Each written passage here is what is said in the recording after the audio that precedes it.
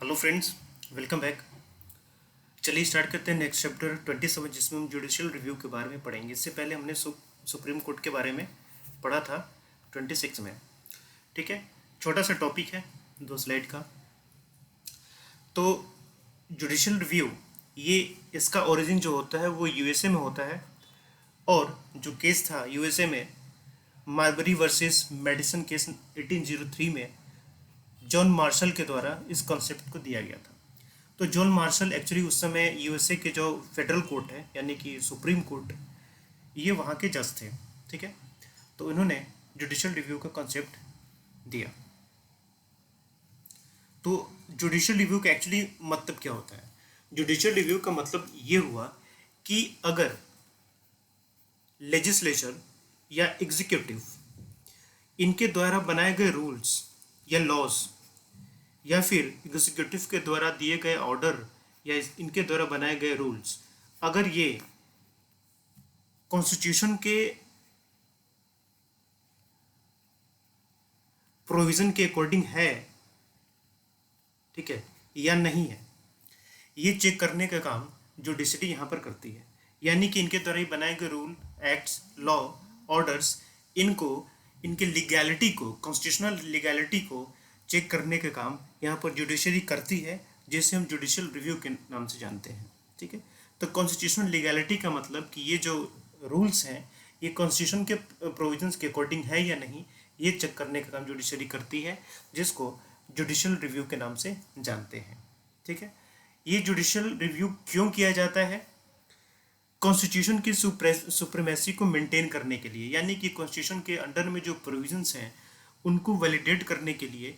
ठीक है, ऐसा किया जाता है। साथ ही साथ जो फेडरल इक्विलिब्रियम है, यानी कि यूनियन गवर्नमेंट है, स्टेट गवर्नमेंट है, तो इन दोनों के बीच में जिस तरीके से सब इसका डिवीज़न किया गया है और इनके अलग अलग कार्य क्षेत्र या फिर इनका वर्किंग एरिया डिफाइन किया गया है कॉन्स्टिट्यूशन के अंडर में, तो ये मेंटेन रहे और ये अपने अपने स्फीयर में रह के, अधिकार क्षेत्रों में ही रह के काम करें।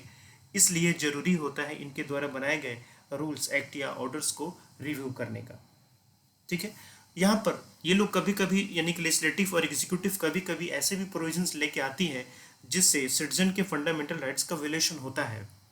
ये काफ़ी आम चीज़ें हैं। जैसे आप आधार वाले केस में देख लीजिए, जिसमें सुप्रीम कोर्ट ने कहा राइट टू प्राइवेसी के बारे में कि ये भी एक फंडामेंटल राइट है, आर्टिकल 21। ठीक है, बहुत सारी ऐसी चीज़ें हैं, जैसे कि साबरीमाला केस देख लीजिए। साबरीमाला में हमें पता है कि यहाँ के वीमेन के अधिकारों का हनन होता है। तो इस केस में भी कई बार, इस केस में भी सुप्रीम कोर्ट ने अपना जजमेंट दिया हुआ है। तो खास करके आप देखेंगे कि गवर्नमेंट ऐसे बहुत सारे इशूज लेके आती रहती है जिससे सिटीजन के फंडामेंटल राइट्स का वोलेशन होता है। तो इन राइट्स को प्रोटेक्ट करने का काम यहाँ पर जुडिशरी करती है। इस वजह से यहाँ पर ये ज़रूरी हो जाता है कि गवर्नमेंट के द्वारा बनाए गए रूल्स का रिव्यू किया जाए।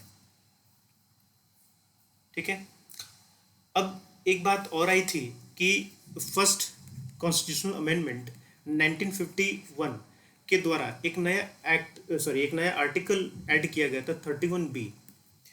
इस आर्टिकल के ऐड करने पर यह कहा गया कि कोई भी सब्जेक्ट जो 9th शेड्यूल में रखा गया है, ठीक है, कोई भी सब्जेक्ट जो 9th शेड्यूल में रखा गया है, उसका जुडिशियल रिव्यू नहीं हो सकता।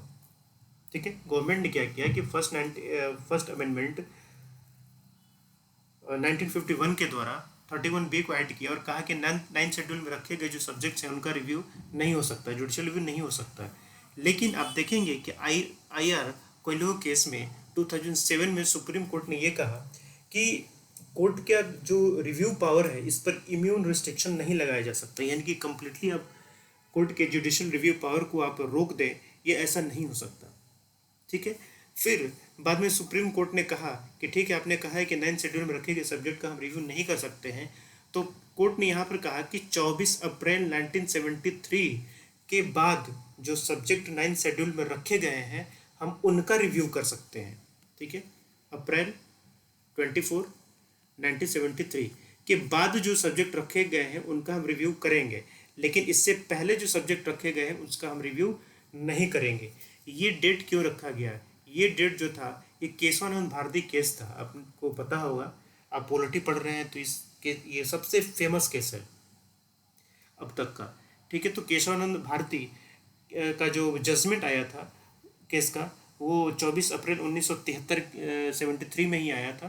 तो इसी डेट को कट ऑफ डेट रखा यहाँ पर जुडिशरी ने, और कहा कि इस डेट के बाद 9 शेड्यूल में जो भी सब्जेक्ट रखे जाएंगे हम उसका रिव्यू करेंगे, लेकिन इससे पहले जो सब्जेक्ट है उनका हम रिव्यू नहीं करेंगे।